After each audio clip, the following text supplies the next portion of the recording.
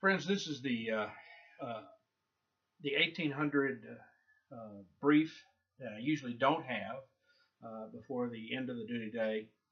This is Captain Terry Hestelow, United States Army, retired. Once again, want you to make sure you understand I do not represent that I am speaking for the Department of Defense, Department of the Army, or any of the federal departments under the control and manipulation of the President and his minions.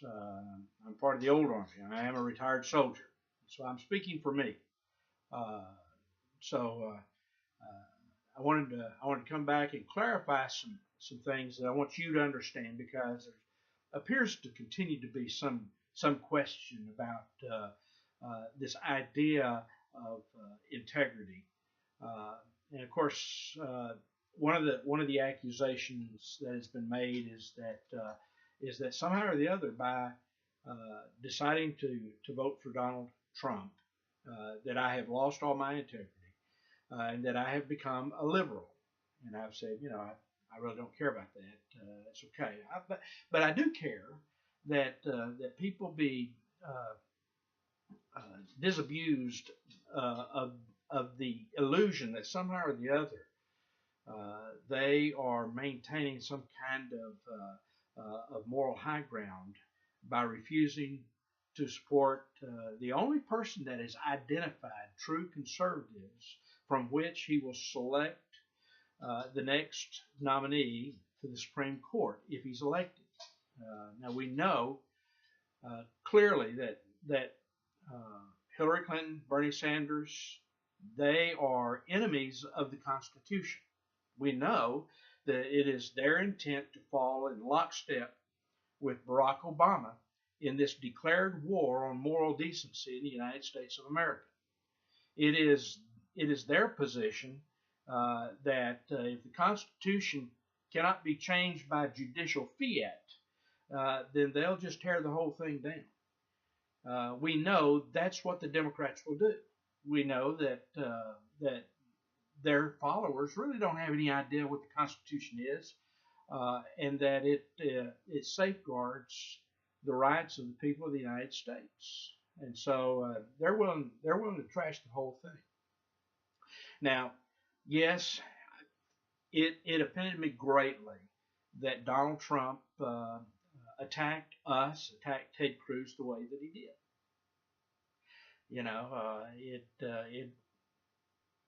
There was no point in that. But here's the thing. It's not about what people call me. It's not about what people call you. It's about, at this point in time in the United States of America, it's about where they stand on defending the Constitution. And the only person that has made any effort to identify true constitutionalist conservatives that will be nominated to the Supreme Court is Donald Trump. And by the way, you can check Ted Cruz off on your ballots with the illusion that he's going to be president. There is no way. He dropped out of the race. You didn't get that? You didn't get that message? He dropped out of the race. He quit. I was for Ted Cruz. He quit. So we need to understand that there are only three people that are running for president in the United States today. One is Bernie Sanders, one is Hillary Clinton. They are both enemies of the Constitution. They are sworn enemies of the Constitution. They are, at their very heart, communists. And if you don't believe me, you go back and you check their history. See who they are and where they come from. Donald Trump, for all of his faults, I don't know that he had any real rigid political affiliations prior to now. But listen, if he wants to accuse me of being the Zodiac killer, if I come from Fort Worth, Texas, very close to Dallas, if he wants to accuse my dad of being in cahoots with Lee Harvey Oswald in the assassination of John F. Kennedy, so be it. It's okay. I don't care about that. What I do care about is who gets nominated to be a Supreme Court justice. Listen, if we lose the Supreme Court, we lose the Constitution. Not just for this election, but we lose it for good. Because understand me well, understand me clearly. The Democratic Party have set there's a reason why all of this is happening right now with the homosexual community trying to beat down the doors of our public restrooms. They are determined to use this time while Barack Obama is still president to do all the damage they can do to destroy the moral foundations and the moral decency of this nation. They've already gotten the Supreme Court to illegally amend the Constitution to make same-sex marriage a constitutional right. Now, they didn't have the right to amend the Constitution by judicial appeal. But if we don't have a Supreme Court that will stand with the Constitution, everything that they've done and everything they will do when they tear down the Constitution, which they've already done now, this group has already done, they've torn down the Constitution, and in the same way that Bill Ayers and Democrats tromp on the flag of the United States, that's what this court is doing with the Constitution. And there are 4 people that object to it on the court. But it doesn't overcome if the liberals get one more to go with Anthony Kennedy and the others. Guess what? We will have lost the Supreme Court. We will lose the Constitution. And without the Constitution, you can build all the fences and everything else. But we will have lost the country. So the issue isn't about whether Donald Trump is a liberal or a conservative. The issue is about who we're going to get as a nominee to the Supreme Court. And at this point, the only one that has suggested anything positive to us is Donald Trump. Ted Cruz is not a candidate. So here's the deal. Call me a liberal? Okay. Call my mother a liberal? Okay. Call my daddy a liberal? Okay. Call me the Zodiac Killer? Okay. Call my dad a helper of Lee Harvey Oswald in the assassination of John F. Kennedy? Okay. Do whatever you want to do.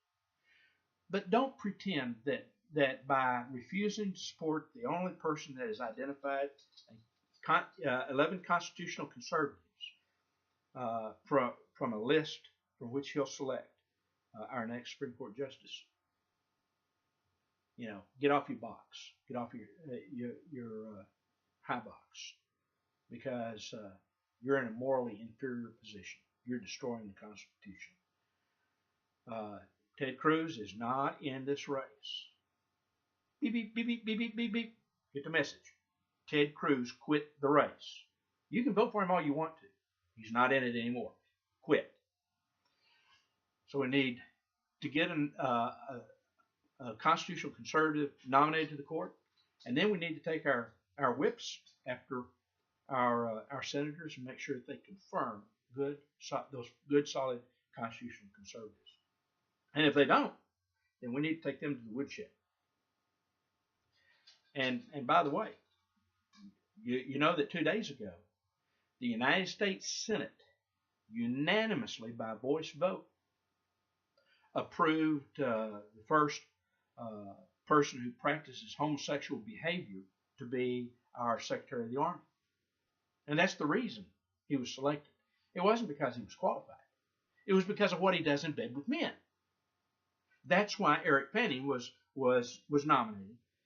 And our Republican senators, by unanimous voice vote, approved it. So you need to take your senators to the woodshed, and I intend to take mine to the woodshed. And I have written to John Cornyn, I've written to Ted Cruz, and I've said, were you on the floor? Were you there? Because I want to know. If they were there and they didn't oppose it, they're guilty. Both of them. And I intend to take them to the woodshed. So let's just be real clear about this. You call me what you want to. But our number one priority is Constitution. Now, as we end our duty day, do not neglect your perimeter security, because we have two enemies. foreign foreign enemy and domestic enemy. Right? Like our oath of office. I swear to uphold and defend the Constitution of the United States against all enemies, both foreign and domestic. Now, the foreign enemy will cut off your head. They will put you in a vat of acid and dissolve you. They will do a lot of things. They'll rape your wives and children. You know, well, homosexual might do that too in the bathroom. But foreign enemy will kill you dead. But our domestic enemy, they'll kill you dead in a different way. They're going to start out with the Constitution. So do not neglect your defenses. You may think that saying, I'm not ever going to vote for a liberal, and Donald Trump is a liberal. I don't know that. I don't know that he's a liberal. He just may not be. But his identification of the 11 constitutional conservatives gives me hope that we can preserve and defend the Constitution. And so that's what I'm about. So as we end our duty day, I ask you to move out and step lively and defend the Constitution with your family and friends and stand fast. If you don't want to vote for Donald Trump, that's fine. But you're part of the problem, not part of the solution. This is Captain Terry Heslop, United States Army, retired. And I'm ending this brief for the 1800 brief, May 19th, 2016. On your feet. On your feet.